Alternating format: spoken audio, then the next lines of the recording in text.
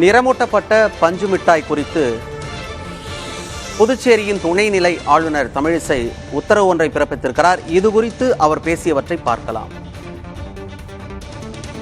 புதுவையில குழந்தைகள் வாங்கி சாப்பிடும் பஞ்சு மிட்டாயில் ரொடமின் பி என்ற நச்சுப்பொருள் இருப்பதை கண்டுபிடித்திருக்கிறார்கள். இதில் உணவுத்துறை அதிகாரிகளே இவ்வளவு அடர் நிறமாக இருக்கிறதே என்பதை கண்டுபிடித்து அவர்கள் பரிசோதனை செய்திருக்கிறார்கள். இதில் அனுமதிக்கப்பட்ட நிறம் இல்லாமல் ரொடமின் பி என்ற மிக நச்சுப்பொருள் கலந்திருப்பதை கண்டுபிடித்திருக்கிறார்கள். அவர்கள் வட இந்தியாவிலிருந்து வந்த விற்பனையாளர்கள் சில பேர் விற்றுக் கொண்டிருக்கிறார்கள்.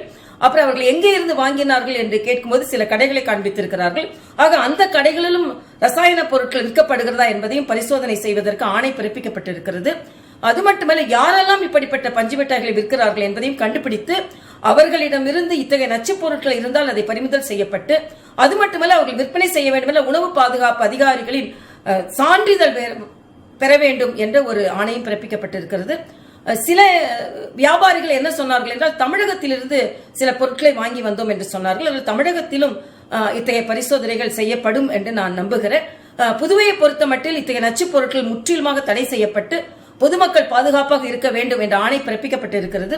அது மட்டுமல்ல, பொதுமக்களுக்கும் ஒரு விழிப்புணர்வு வேண்டும். இத்தகைய அடர் நிறமான மிட்டாய்களை குழந்தைகளுக்கு வாங்கி கொடுக்க கூடாது என்ற ஒரு விழிப்புணர்வும் ஏற்படுத்தப்பட்டு இருக்கிறது.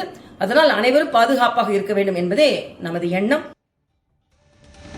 நிறமூட்டப்பட்ட பஞ்சு மிட்டாய் விற்பனை விவகாரத்தில் என்னென்ன நடவடிக்கைகள் எடுக்கப்பட்டிருக்கின்றன என்பது குறித்து புதுச்சேரியின் துணைநிலை ஆளுநர் தமிழிசை சவுந்தரராஜன் குறிப்பிட்டதை பார்த்தோம். அது மட்டுமின்றி பொதுமக்களின் பாதுகாப்பு உறுதி செய்யப்படும் என்கிற உத்தரவாதத்தையும் அவர் கொடுத்திருக்கிறார். புதுச்சேரியில் நிறமூட்டப்பட்ட பஞ்சு மிட்டாய் விற்கப்பட்டது தொடர்பாக செய்தியை ஒளிபரப்பியிருந்தோம். அது குறித்து நடவடிக்கை எடுக்கப்பட்டிருக்கிறது. தற்போதைய செய்தியை பார்த்துக் கொண்டிருக்கிறோம்.